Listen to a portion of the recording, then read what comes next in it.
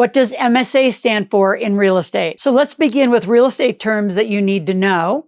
And then let's move to how do you start making some money in real estate with little money or little investment capital? Then we're going to switch gears to some corporate structure and growing into how do you achieve that $10,000 a month in passive income that all the real estate gurus say is just so easy to do. Let's break that down. What are some ways and pathways to get to $10,000 a month in cash flow? And then the last but not least piece I want to talk about is creative financing, leveraging strategies, using good debt, OPM, OCC, etc.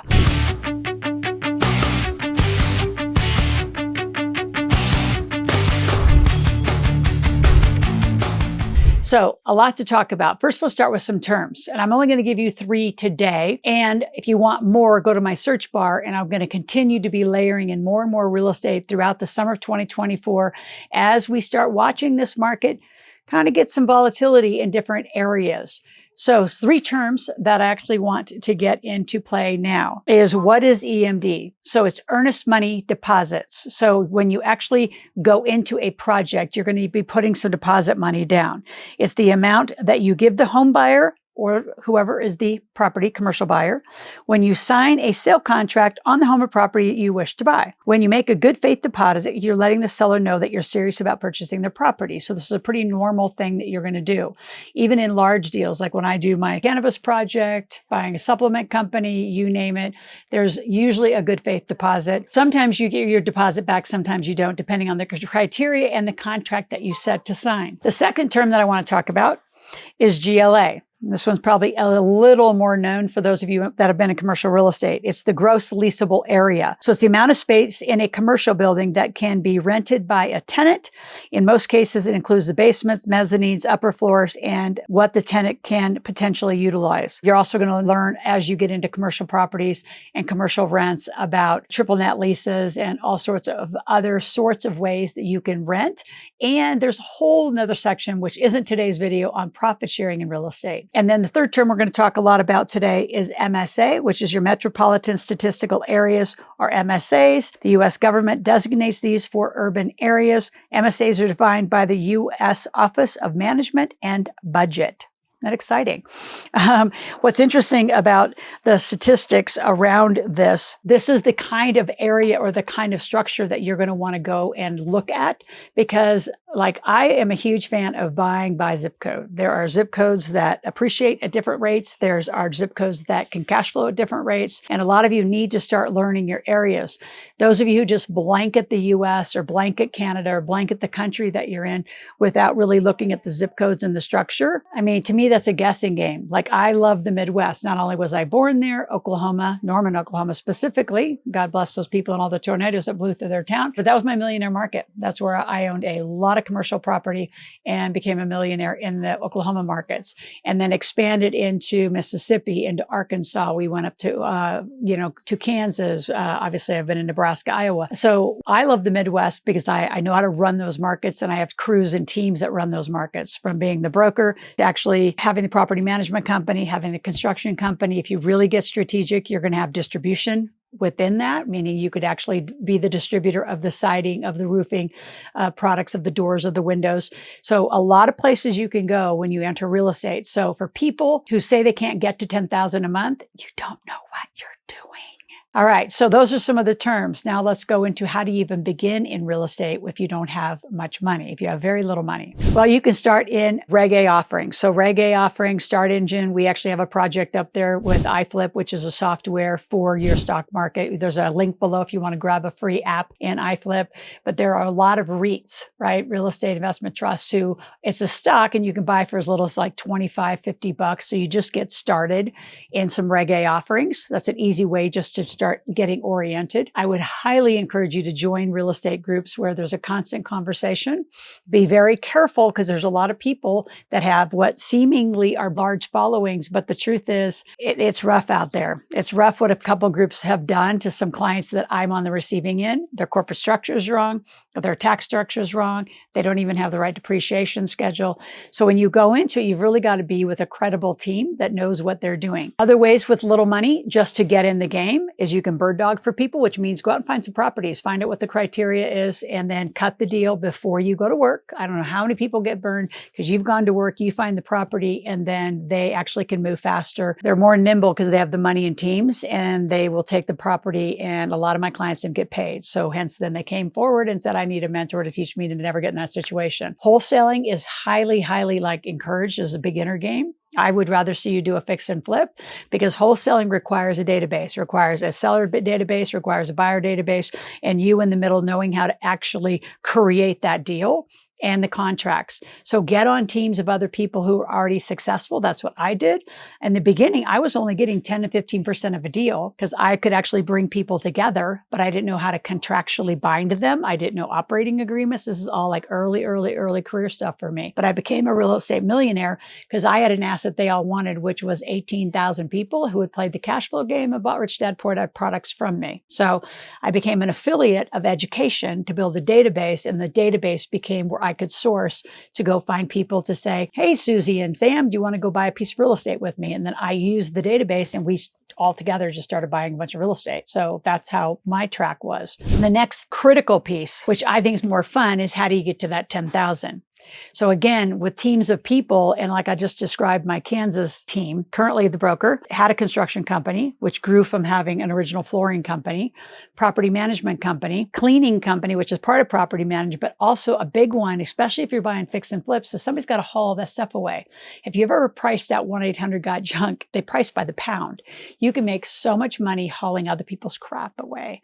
And then I have other people, like a very successful client couple in Denver, and they take the high-end stuff and they bundle it together and they actually do estate sales, and they take the rest and they go actually put it in a storage unit and they actually let it expire. So it goes out in storage wars. So they get rid of all of it at the end. They're not storing anybody's stuff, but they haul it to whichever location, and they actually do a lot. I mean, they're making hundreds of thousands selling estate materials down to old jewelry that got left behind. I mean, it's shocking what people leave behind that don't know that there's a bunch of value. So there's a lot of ways. I think when people think real estate, they're thinking rent. Right? How many people are going to pay me rent? What's the margin of the rent? Well, I can tell you, I own a lot of apartments, and someone drove through our 23-plex and took out an entire bedroom. Almost thank God nobody got hurt. Now we have, the tenant improvements. We've got to go back and do all the construction rehab. So by owning it all, we reduce our cost outlay, having to hire outside companies that take a bigger margin. We can actually hire our own companies.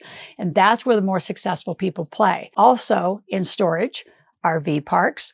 There's all sorts of ways to just fix and flip. I mean, there's the RV business since COVID has gone through the roof. I know people that are just buying and fixing up a little bit of that and then flipping them. I know people doing mobile home parks. So where do you want to land? Where's your lane that you want to be an expert in? You can't be an expert at all of it. Which strategy are you going to enclose and envelop into yourself to do that? So before I continue, I want you here, subscribe to my channel. So I know there's a lot of beginning stuff we talk about because it's family friendly from 5 years old and up. But those of you who want real estate, put it in the comments, say more real estate, please. Tell me what you want me to talk about because I can talk about any of it. And if I'm not the super expert in it, I will bring somebody and we'll do an interview of somebody who is in that category. So we could do some really fun ones around different storage models to make millions in storage. Same with RV parks. I mean, there's just ways you could just buy the land, partner together to buy the land, do a little bit of engineering, and then you just sell the dream. And then you're out. So where do you want to be in this active or passive game? I call it pactive because really you're never just going to sit back and do nothing. Share this with 10 or 15 other people and get your kids involved for those of you who have generational wealth. If you're going the real estate route, you're going to have generational wealth because unless you sell it all before you pass, you're handing it to them and they have no idea what to do with the asset. And getting sold out, which I've seen way, way too many people and families do, creates a tax burden that most of you can't afford to pay. And now you're out. And I mean, literally people have gone from multi-million-dollar estates to renting because they did their exit completely wrong on the generational wealth move. Other ways to get to 10,000 a month is through OPM. I have helped so many people become millionaires in real estate by using other people's money. I know people that can get as low as 8%, 10%, 12% for other people's money, use other people's credit. Again, put the deal together. If you notice everything I teach, it's team-based. It's not just you out on your own risking everything because you don't know what you're doing. Get on teams of people who are more successful and your chances of success, and reducing the risk into what's called a blended return. So let's go to the last point that I want to talk about, which is some creative financing and structures. A blended return means something, I do it in gas and oil as well, is if you have, say, $100,000, wouldn't you rather buy, 5 properties for 2020, 20, 2020? Well, you can't do it for 20. So then you're going to pool, right? You're going to go find, say, 4 or 5 other people who have 100. So let's just say there's 5 of you and you have 500,000. Now you can buy $500,000 down payment properties if you have the right credit and financing. So that's a structure where you come together. So instead of having one problem, you have a 20% problem if one of them, the properties goes down, meaning you've got to do a tenant improvement, you've got to do a rehab. So blending a return versus one person buying one property for 100,000, that's a 100% problem if you go down. So blending your return is extremely creative, again, using teams of people, other people's money, other people's credit. SBA loans are usually associated. The quicker SBA loans I've seen, and a lot of just what I call traditional lending, involves real estate. To just go get a loan because you want to go write a book, good luck on an SBA loan trying to do that. I don't know that it actually passed through.